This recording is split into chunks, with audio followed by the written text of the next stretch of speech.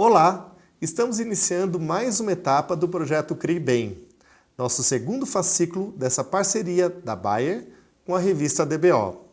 Aqui com a gente, como vai ser durante todo o projeto, Matheus Marinho, que é gerente de produtos da Bayer. E a nossa conversa a partir de agora é sobre os cuidados essenciais com os bezerros recém-nascidos. Eu começo perguntando para você o seguinte: como é que deve ser o perfil desse materneiro? O perfil do materneiro ele tem que ser uma pessoa muito atenciosa, né, muito cuidadosa, um perfil observador. A gente sempre recomenda que essa é uma função que tem que ser colocada pessoas que tenham experiência em pecuária, né? Então, às vezes, um funcionário novo, ele pode até iniciar, mas sempre acompanhado por uma pessoa mais experiente, porque é um período muito delicado da atividade de cria. A gente costuma falar, eu tenho até lembranças da minha infância, né, quando meu pai era um produtor de leite, e a gente não podia ver uma vaca lá começando a parir, saindo as patinhas do bezerro, a gente já queria ir lá puxar, né? E aí sempre tinha uma pessoa que era responsável falando, não, deixa a vaca quieta lá parir, né? Porque a intervenção ela deve ser realmente só em casos de muita necessidade. E quando for necessário, tem que saber fazer também, né? A gente vê às vezes o pessoal fazendo força excessiva, amarrando cavalo para puxar bezerro, trator, são coisas que não podem ser feitas, né? Tem que ser feito da maneira correta, com a quantidade de força, na direção correta, por isso que tem que ser um profissional capacitado, treinado para essa atividade e, para mim, um ponto fundamental, que seja comprometido e que goste do negócio.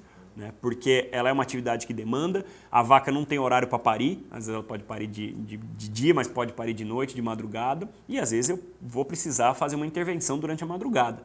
Então tem que ser um profissional dedicado, comprometido, que entenda a importância do que ele está fazendo ali, né? Que ele não está ali simplesmente para ver se o bezerro vai nascer, não, ele está cuidando do que paga todas as contas dentro da fazenda, né? Que são esses bezerros que estão nascendo. Eu imagino que a maioria das fazendas hoje já adota naturalmente a estação de monta, o que significa que você tem um período de parição muito concentrado, né? Que deve ser uma rotina muito atribulada na fazenda. Queria que você comentasse um pouquinho como é que é a rotina desse materneiro. A estação de monta ela traz alguns benefícios, como que um deles é a concentração de atividades.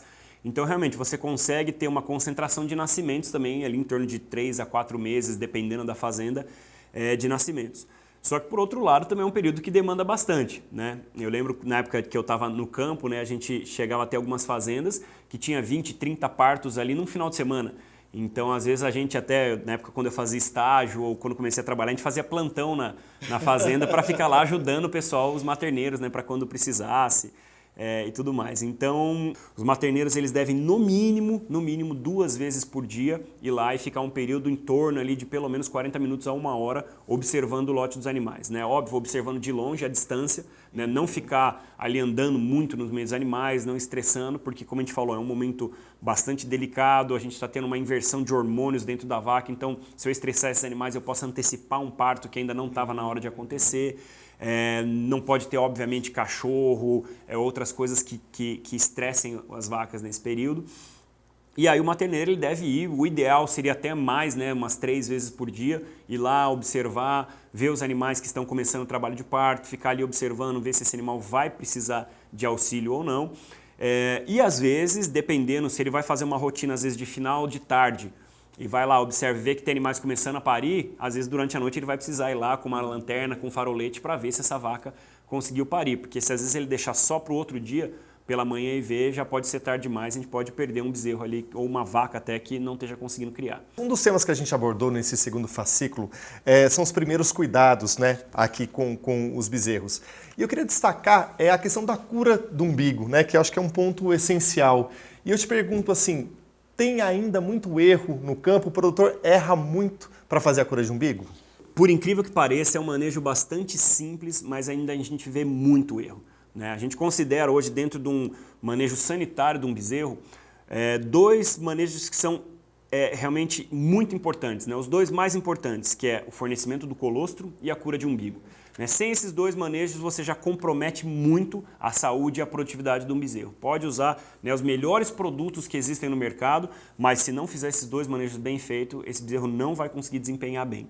E aí, quando a gente fala especificamente em cura de umbigo, o principal erro que a gente vê é o uso de produtos errados. Porque praticamente todas as fazendas, pelo menos as que eu conheço, todo mundo faz cura de umbigo, porque todo mundo sabe a importância. Até porque quando a gente tem filhos, né, é muito comum também a mãe ou a pessoa ter que cuidar ali também do umbigo do recém-nascido. Então o pessoal já tem a ideia que ele deve ser feito em todos os bezerros que nascem. O problema é em relação ao uso de produtos.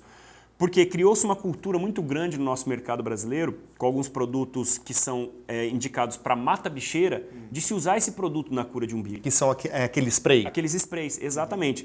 Então, o spray ele pode ser usado para uma cura de umbigo, porém para prevenir bicheira. E o que a gente quer na cura do umbigo não é só prevenir a bicheira, a gente quer fazer uma desinfecção do umbigo. Por quê? O umbigo ele é uma porta de entrada de bactérias. Uma bactéria ela entra ali, ela pode ir para o fígado, ela pode ir para as articulações, ela pode espalhar pelo corpo do bezerro. Isso vai causar muitos prejuízos para o bezerro. Pode causar mortalidade ou causar prejuízos aí na produtividade futura. Então, qual que é o objetivo da cura de umbigo? Eu vou pegar um produto desinfetante, é a nossa recomendação, né, o produto mais fácil de usar e mais acessível é o iodo. Né, o iodo, concentração ali de 5 a 10%. Tem alguns trabalhos falando sobre clorexidine também, mas não é um produto tão fácil de encontrar. Então o iodo é o mais fácil. E aí eu vou mergulhar o umbigo do bezerro dentro dessa solução de iodo. Por quê? Esse iodo ele vai matar todas as bactérias que estão ali ao redor do umbigo que possam estar entrando dentro do organismo desse animal. Então o objetivo da cura de umbigo é desinfetar o cordão umbilical do animal. Depois desse processo, se eu quiser passar um spray mata-bicheira, alguma coisa em cima ali para proteger, ok. Mas eu usar só o mata-bicheira, ele não tem essa função da desinfecção. E é uma coisa que hoje a gente ainda vê muitas fazendas usando só o spray mata-bicheira ali, né? Pinta ali o umbigo, mas a função que eu preciso de desinfecção não acontece. Perfeito. Acho que é importante enfatizar então, né, Matheus, aquele spray não tem a função de desinfetar o umbigo, né?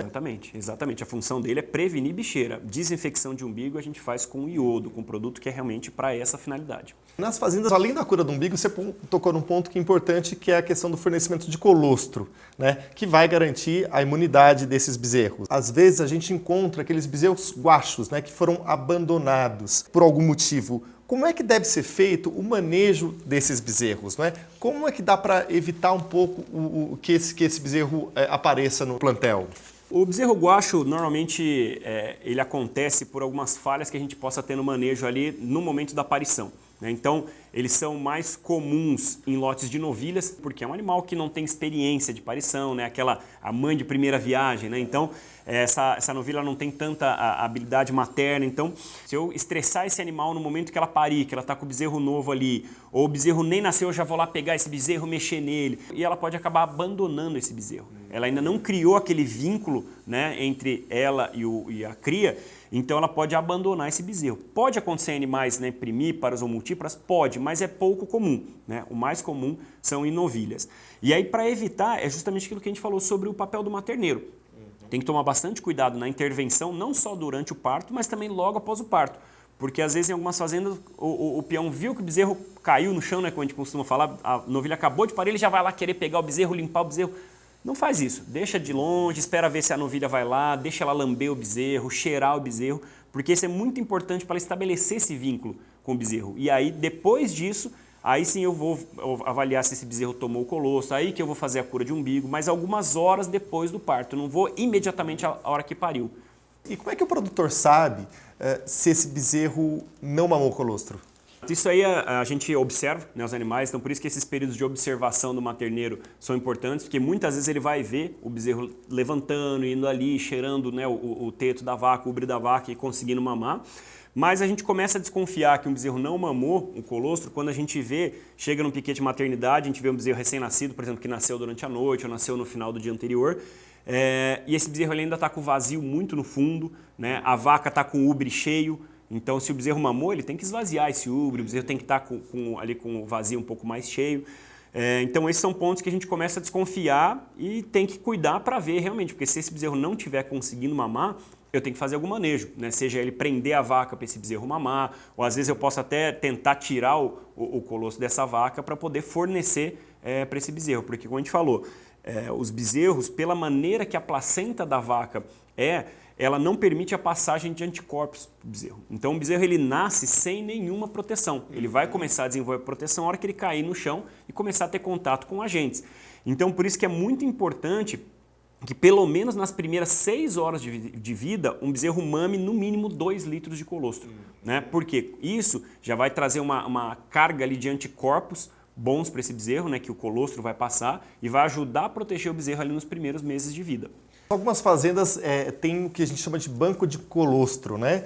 Como é que se faz para ter esse banco de colostro? Você tira o leite dessas vacas, o colostro, pode misturar, armazena na geladeira, como é que é isso? O banco de colostro é uma estratégia que ele é muito comum em fazendas de leite, né? Mas hoje a gente já vê algumas fazendas de corte também começando a fazer. E eu acho que é uma estratégia interessante, porque às vezes a gente tem casos, por exemplo, de novilhas que o bezerro não consegue mamar bem o colostro, ou às vezes de vacas que morrem durante o parto e aí a gente tem que criar esse bezerro. Então, como que deve ser feito o banco, né, de colostro? Primeiro, a gente deve escolher bem os animais que vão fornecer esse colostro. Então, a gente sempre prioriza vacas multíparas, né, porque ela tem um colostro de maior qualidade quando comparado a novilhas. E aí, o que eu faço? De preferência, vacas um pouco mais mansas, né, que sejam fáceis ali para eu conseguir manejar. Essa vaca pariu, o bezerro vai mamar ali 2, 3 litros de colostro e o restante eu vou ordenhar, né? De preferência vacas nas primeiras 24 horas. E aí o ideal é que seja feito o congelamento desse colostro. Se eu for usar ele num período menor de 1 semana, até 7 dias refrigerado ele fica bem na geladeira. Sim. Mas se for por mais tempo, o ideal é que a gente congele. Congelado esse colostro ele dura até 1 ano, eu posso utilizar. E aí algumas maneiras que a gente pode fazer. O mais comum no campo é o pessoal pegar a garrafa PET de 2 litros, né? Lava bem, higieniza bem ela, coloca ali, fraciona 2 litros, marca a data que você está congelando para você poder ter saber, né, a validade desse colostro e aí congela. Não é a melhor maneira, mas é a maneira mais fácil. A melhor maneira, né, que algumas fazendas de leite usam, o pessoal pega uma bandeja e congela esse colostro também em torno de 1 ou 2 litros nessa bandeja. Sim. Por que é melhor dessa maneira? Porque quando eu for descongelar para usar, eu tenho que fazer isso em banho-maria. A água não pode estar acima de 50 graus, ideal em torno de 40, 45 graus, porque acima de 50 graus você começa a prejudicar a qualidade do colostro. Você desnatura algumas proteínas, diminui um pouco o nível de anticorpos nesse colostro.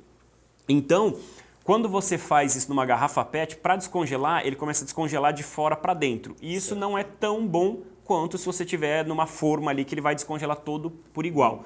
Mas, na prática, é o que é mais fácil, é melhor do que não ter nada, né? Ter esse colostro congelado ali. E aí, quando eu vejo que um bezerro nasceu, ele não conseguiu porque a vaca era brava, não deu colostro, ou por algum motivo, eu descongelo esse colostro e forneço ali numa mamadeira, como essas utilizadas em leiteria aí para bezerros. Você tocou num ponto importante, que é a questão da temperatura, né? Não exceder os 50 graus para não comprometer, né, essas proteínas. Então, seria indicado, Matheus, por exemplo, o produtor, quando estiver descongelando, ter um termômetro para medir essa temperatura? Isso, tem que ter esse controle, né? Hoje em dia, é muito comum nas fazendas do pessoal ter até aqueles termômetros que usam para mensurar a temperatura de água para descongelar sêmen, né, para IATF. Pode ser usado um termômetro daquele ou um outro termômetro, mas é importante que essa água não passe dos 50 graus, senão eu começo a perder qualidade do meu colostro. Perfeito, essa é uma dica muito importante. Muito obrigado, eu conversei com o Matheus Marinho, ele é gerente de produtos da Bayer, e nós falamos sobre o segundo fascículo do projeto Crie Bem, uma parceria entre a Bayer e a revista DBO.